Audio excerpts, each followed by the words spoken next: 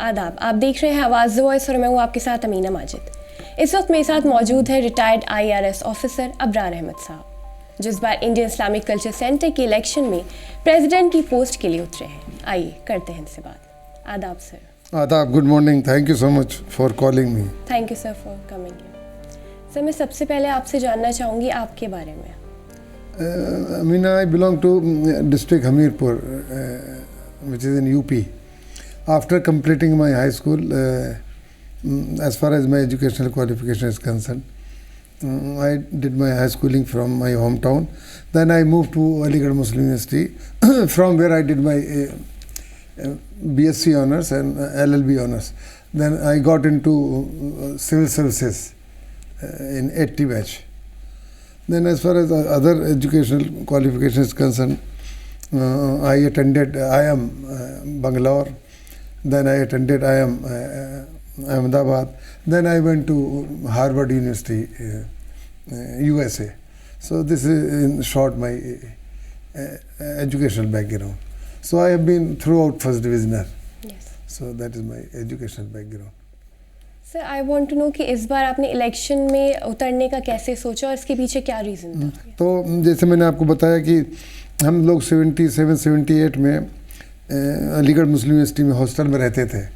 तो मरहूम आरिफ चौधरी साहब और कदवाई साहब और सैयद हामिद साहब जो चांसलर थे, वो लोग अलीगढ़ मुस्लिम यूनिवर्सिटी विज़िट करने आए और उन्होंने हम लोगों को इंस्पायर किया कि हम लोग सिविल सर्विसेज में बैठे।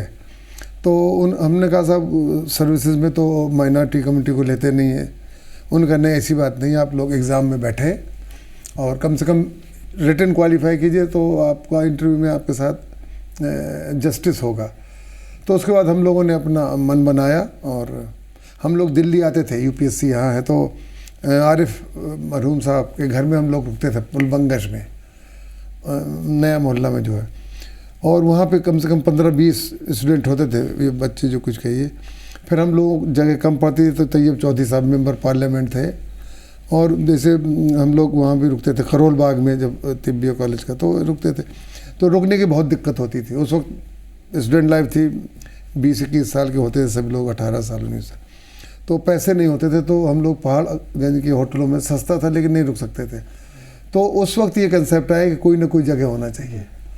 तो फिर ये मूवमेंट चला। फिर जो हमारे फाउंडर मेंबर्स हैं, जिसमें आरिफ चौधरी साहब का पेश हाथ है, उन लोगों ने मूव किया। जस्टिस हिदायतुल्लाह साहब जो उस वक्त वाइस प्रेसिडेंट ऑफ इंडिया थे, तैयब चौधरी साहब, सैयद हामिद साहब, इनकी सबकी कोशिश से ये 87-88 मिला, जो आप कह रहे हैं कब से जुड़े।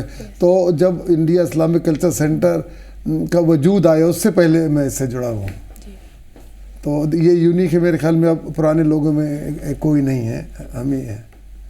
तो सर, जैसे आप बहुत पहले से सेंटर से जुड़े हुए हैं, तो तब से अब तक आपको क्या बदलाव देखने को मिले यहाँ पर?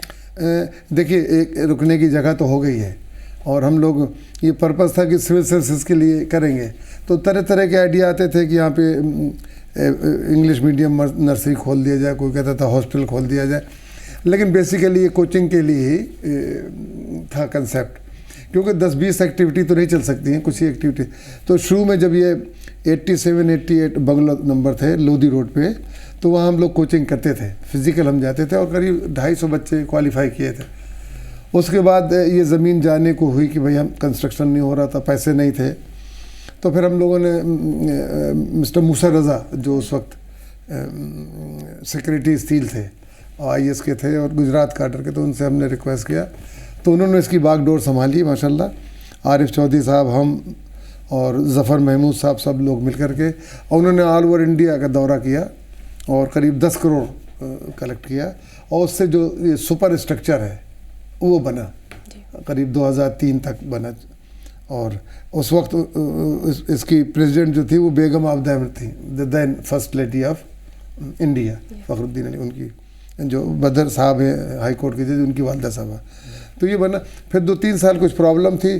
फिर जो हमारे एक्स प्रेसिडेंट हैं वो आए कि साहब मैं पैसा लगाने को तैयार हूँ, लोन लूँगा ये, तो फिर उन्होंने ले लिया।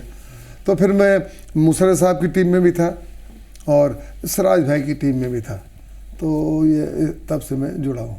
जी सर, आपने इस्लामिक सेंटर को बहुत करीब से देखा है, तो आपको क्या लगता है इसकी बेहतरी के लिए क्या विजन होना चाहिए? देखिए, अगर इसकी बेहतरी तो इसके जो एम्स एंड ऑब्जेक्ट्स हैं, अगर आप उसका मेमोरेंडम ऑफ सेशन पढ़ेंगे तो सबसे पहले तो इंटरफेथ डायलॉग, अगर कोई मिसअंडरस्टैंडिंग है इस्लाम के बारे में तो उसे दूर करना। और जो ट्रेंड चला है कि मुस्लिम्स घेटों में रहते हैं, वहाँ बैंक ब्रांचेस नहीं खोली जाती हैं, ये जितने मुस्लिम्स हैं अनफॉर्चुनेटली दे आर टेररिस्ट, तो ये जो इस तरह का कंसेप्ट है, तो हम लोग दूसरी कम्युनिटीज से जैसे सिख्स हैं, हिंदू हैं, उनके साथ हम मिल करके, क्योंकि तो इस्लाम जो है वो पीस सिखाता है और लिव इन को एग्जिस्टेंस सिखाता है, नेबर के ज़्यादा हक़ बनिस्बत दूसरे के, वो नेबर चाहे हिंदू हो, सिख पारसी हो, जैन हो, कोई हो, तो हम उनके करीब जब आएंगे तो हमें समझेंगे। तो सबसे पहला तो ये है कि इंटरफेथ डायलॉग होना चाहिए, और जो मिसअंडरस्टैंडिंग है और बहुत कुछ, क्योंकि ये र्यूमर्स, गलत फहमी इंडिया में नहीं इंटरनेशनल लेवल पे फैलाया जाए, तो उसको दूर करें। ये मेन काम है इस्लामिक सेंटर का। सर, जैसे हम देखते हैं कि Indian Islamic culture centre secular grounds पे स्टार्ट हुआ था, तो आपको क्या लगता है वो चीज़ अभी तक बरकरार है? 100% बरकरार है, क्योंकि अगर आप हमारा चार्टर ऑफ प्रोग्राम देखेंगे तो हम जहाँ ईद बकरीद मनाते हैं, वहीं पे होली, दिवाली, गुरु पर्व और क्रिसमस और हैप्पी न्यू ईयर सब कुछ मनाते हैं। और करीब मैं न्यू मेंबरशिप कमेटी का कन्वीनर, तो हमारे 20 से 25% नॉन मुस्लिम ब्रदर्स हैं उसमें मेंबर। मैं तो चीफ कमिश्नर बॉम्बे भी था, प्रिंसिपल चीफ कमिश्नर भोपाल भी था, और दिल्ली भी था, और मैं बहुत से क्लब का मेंबर हूँ, लेकिन वहाँ पे अनफॉर्चुनेटली मुस्लिम की तादाद 1% भी नहीं होगी। लेकिन इंडिया इस्लामिक कल्चर सेंटर में हम लोग का डेलिब्रेट था कि हम जो हमारे दूसरे भाई हैं दूसरे मज़ाहब के, उनको हम लेंगे। अगर आप रिकॉर्ड देखेंगे तो 20-25% वो लोग हैं, and we are happy to have them as honorable member, and they actively participate in our all member, Holi, Diwali, Guru Parv सब में आते हैं। तो दिस इज 100% सेकुलर। सर, आपको क्या लगता है अभी किन चीज़ों पर काम करने की ज़रूरत है, तवज्जो किन चीज़ों पर देनी चाहिए? बड़ा अच्छा सवाल है अमीना आपका। अनफॉर्चुनेटली जो हमारे पिछले 20 साल गुजरे हैं, उसमें बिल्डिंग तो कंप्लीट हो गई थी मुशर्रफ साहब के ज़माने में, जो फिनिशिंग टच था, जो हमारे एक्स प्रेसिडेंट थे जो रहे 20 साल उनके ज़माने में, लेकिन एम्स एंड ऑब्जेक्ट्स में काम सीरियसली नहीं हुआ है। तो सबसे पहले तो थ्रस्ट एम्स एंड ऑब्जेक्ट, क्योंकि जो हालात चल रहे हैं और जिस तरह के देश में या विदेश में हालात हैं, तो जो मिसअंडरस्टैंडिंग इस्लाम के बारे में वो दूर होना चाहिए। तो सबसे पहले तो एम्स एंड ऑब्जेक्ट्स को फुलफिल करने की हम लोग कोशिश करेंगे।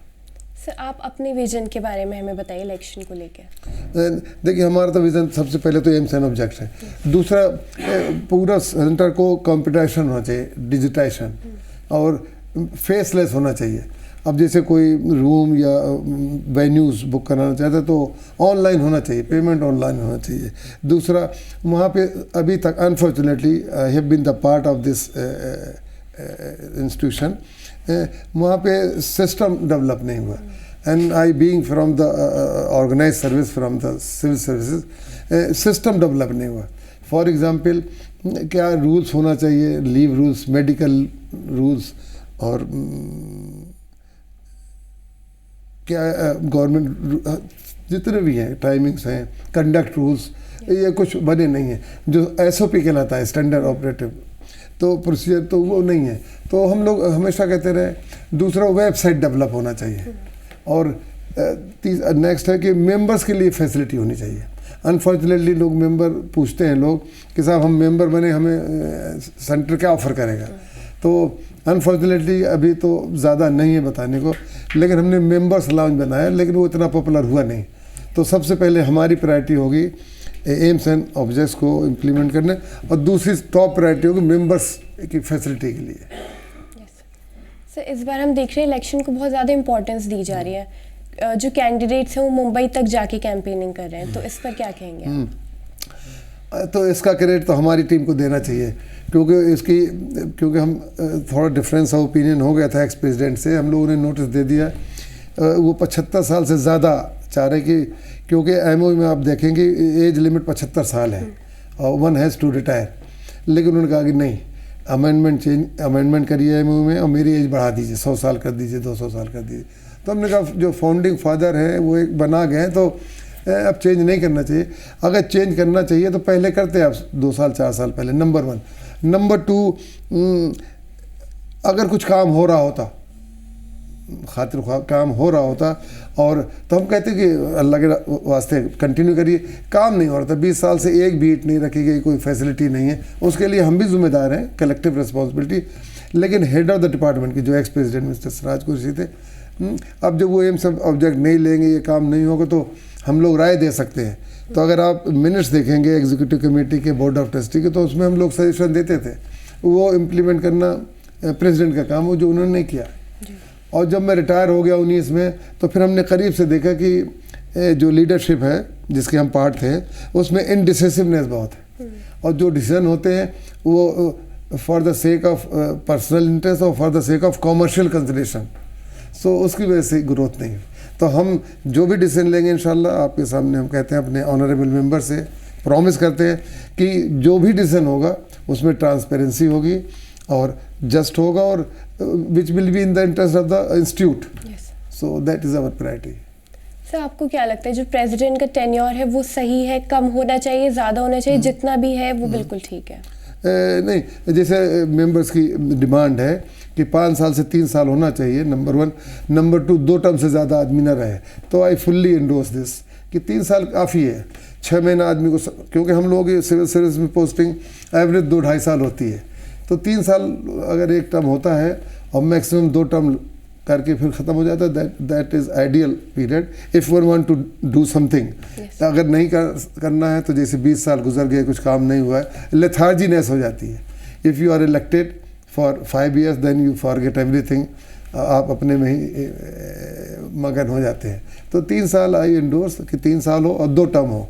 अभी जो एग्जिस्टिंग है उसमें टर्म 5 साल है और अनलिमिटेड, क्योंकि 25 साल से फ़र्ज़ कीजिए आप 25 साल की हैं, तो you can continue and contest election up to the age of 75 years। So that is not reasonable. और अगर हम लोग इलेक्ट होके आते हैं तो हम लोग जो MOU है उसमें काफ़ी कंट्रडिक्शंस हैं, तो वो हम लोग कम्प्रिहेंसिव अमेंडमेंट के लिए स्पेशल कमेटी बनाएंगे अब in the first month itself. Sir, Islamic centre की इलेक्शन प्रोसेस के बारे में आपका क्या कहना है?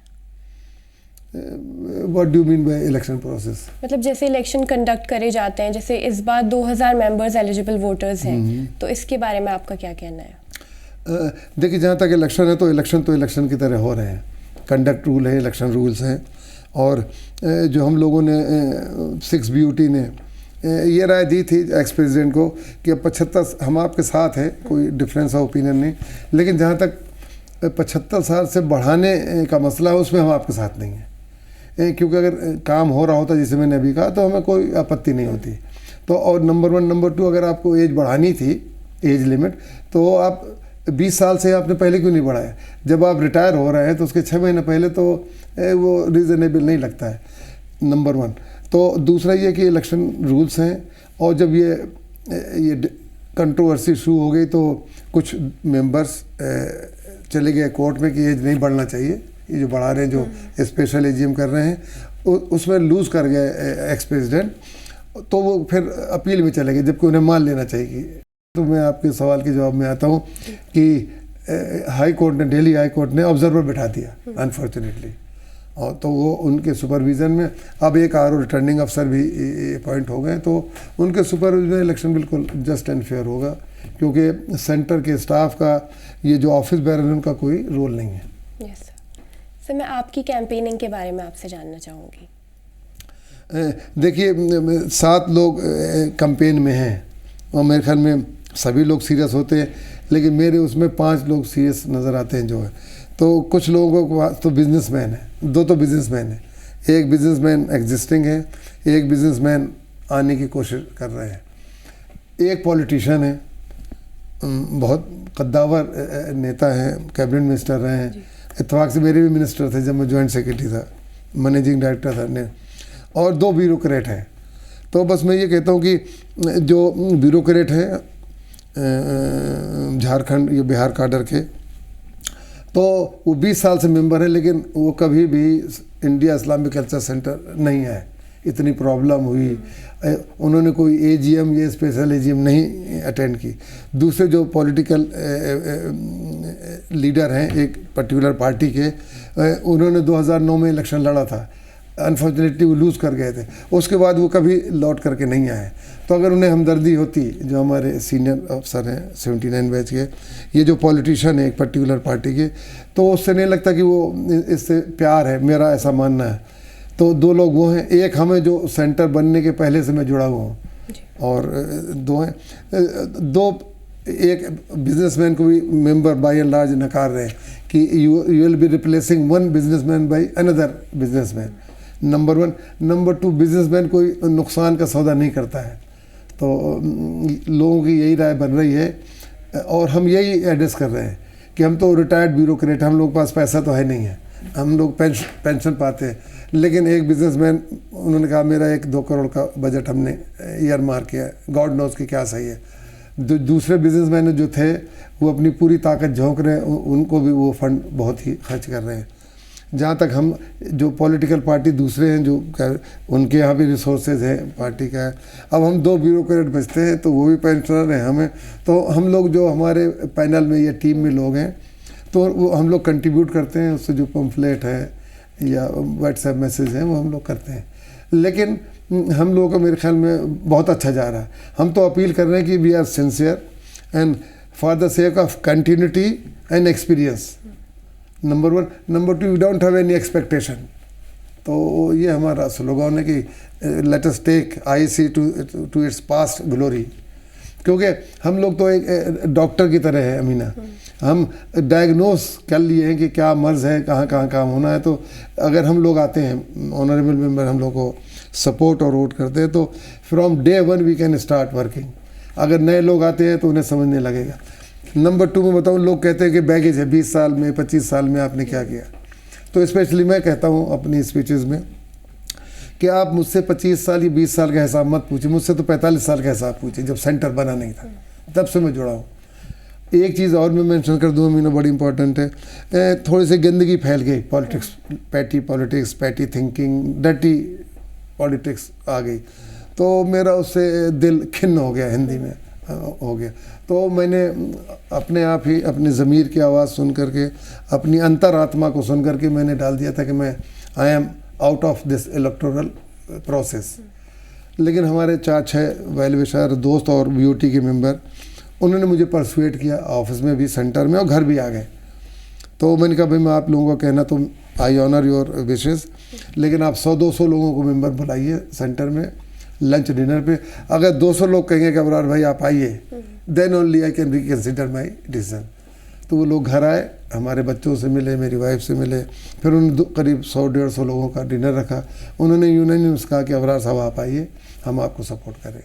तो आई केम बैक। अदरवाइज मोटा मोटी बोलते हैं कि हमने तो इंडिया इस्लामिक कल्चर सेंटर की पॉलिटिक्स से संन्यास ले लिया था। Otherwise I am not into politics, that is not my cup of T.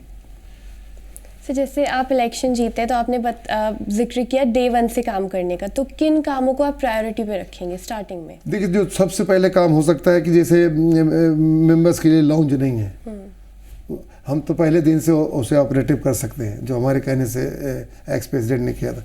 दूसरा, पता नहीं आप सेंटर गए कि नहीं, डोम के नीचे बड़ा स्पेस है, तो वहाँ हम सोफ़ा डाल सकते हैं, स्टैंडी लगा करके पेपर कर दें, वेंडिंग मशीन है कॉफ़ी की, चाय की, लोग आके बैठेंगे। क्योंकि सबसे बड़ी प्रॉब्लम वहाँ है कि अगर आप अमीना जाती हैं, ये मिस्टर आतिर जाते हैं कि कहाँ बैठें।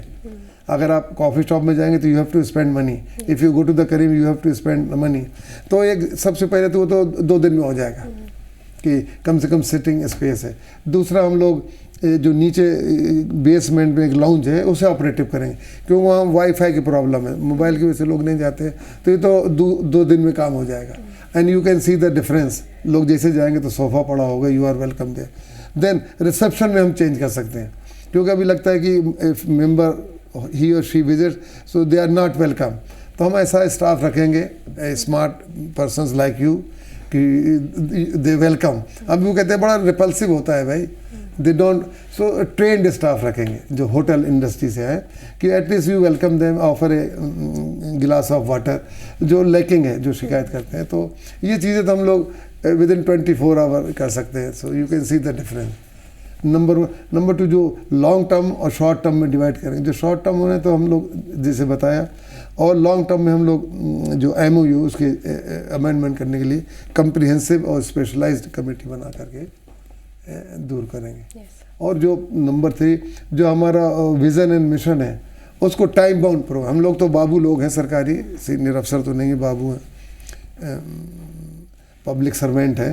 तो हम लोग तो टारगेट बनाते हैं कि इस महीने क्या करना है, अगले महीने क्या करना है।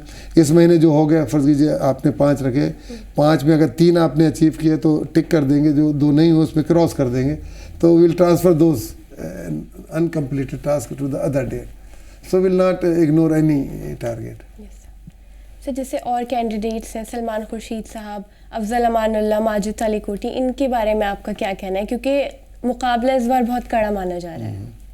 देखिए, जैसे हमारे तो सबसे ताल्लुकात हैं, कल जैसे ताल्लुकात है आज भी हैं, और इंशाल्लाह इलेक्शन के बाद भी हम लोग गले मिलते हैं, जो ट्रेडिशन है, तो वही ताल्लुकात हो गए। कुछ बदमज़गी बोलते हैं, हम लोग यही कहते हैं भाई पर्सनल अटैक न किए जाए, क्योंकि election is a very temporary process and persons are not important, institution is important. तो हमें we should think in favour of institute, that is India Islamic culture centre. जहाँ तक आप लोगों ने पूछा कि माजिद तालिकोटी साहब का, तो वो सराज साहब के जो एक्स प्रेसिडेंट हैं, उनके नॉमिनी हैं।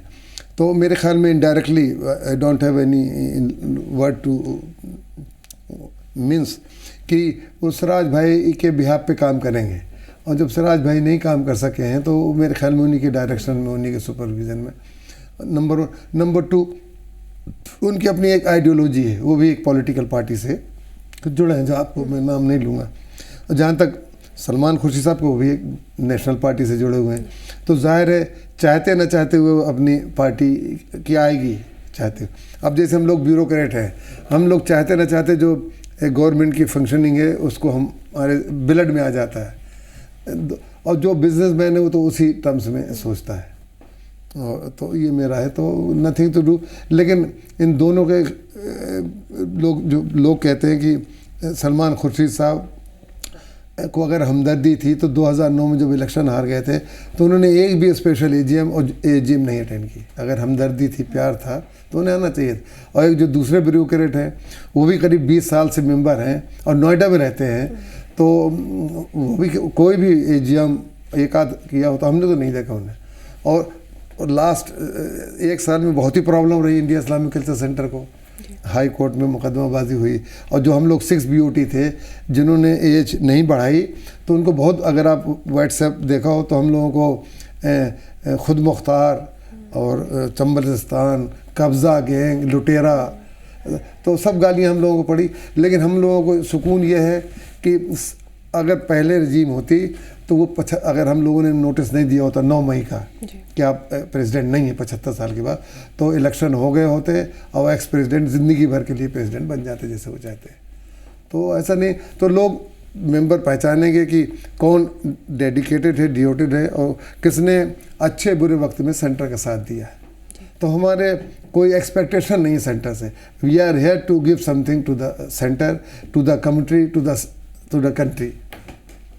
सर आपके पैनल में कौन कौन मेंबर्स हैं और उन्हें पैनल में रहने का रीज़न मैं जानना चाहूँगी। ब्रॉडली स्पीकिंग, मैं तो हूँ, मैं आपके सामने हूँ। दूसरे जो हमारे vice president candidate mister Ahmad Raza हैं, कारी इंडस्ट्री के मैनेजिंग डायरेक्टर, तो इंडस्ट्रियलिस्ट हैं। वो हिंदुस्तान लीवर और प्रॉक्टर एंड गैम्बल के लिए सोप बनाते हैं, 555 व्हील।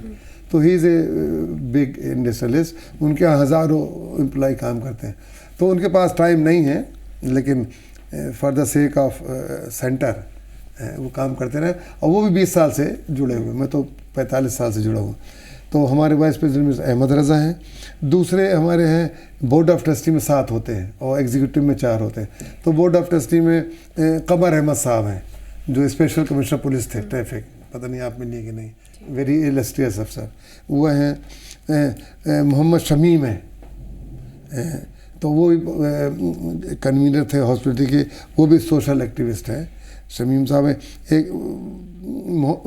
फसीउल्लाह साहब हैं, अलीगढ़ ओल्ड बॉयज़ एसोसिएशन के प्रेसिडेंट रह चुके हैं। नेक्स्ट हैं एक साजिद अली हैं, वो डिप्टी जनरल मैनेजर हैं airport authority government of India में। एक मोहम्मद इकबाल हैं, अंडर सेक्रेटरी है मिनिस्ट्री ऑफ फूड प्रोसेसिंग में। तो हमारे यहाँ ज़्यादातर लोग, एक मिस्टर मोहम्मद फरीद हैं जो एडवोकेट हैं CBI के, उनके तो 6 लोग BOT में होगी। 4 में एक तो मिस्टर मोहम्मद इखलाक हैं, वो DDA के एग्जीक्यूटिव इंजीनियर हैं। एक मिस्टर मेराज हैं, सोशल एक्टिविस्ट हैं। एक लेडी हैं मिस गुलनार नास, और चौथे एक हमारे और मेंबर, तो 4 इस तरह से। तो हमने हर फील्ड से चुनना चाहे कि हर फील्ड से आ जाए, और इंजीनियर हैं, तो इस तरह से हमने चुनी है अपनी टीम को। और कमर भाई भी करीब 15 साल से जुड़े हुए हैं, और वो इंडिपेंडेंट जीतते थे। हम लोग तो एक्स प्रेसिडेंट के पैनल में थे, लेकिन वो इंडिपेंडेंट जीतते थे। ये थे हमारे साथ अबरार अहमद साहब, जिन्होंने अपने विजन के बारे में बताया और इंडियन इस्लामिक कल्चर सेंटर से जुड़ी अहम बातें बताई। इलेक्शन के अपडेट्स के लिए देखते रहिए आवाज़ द वॉइस।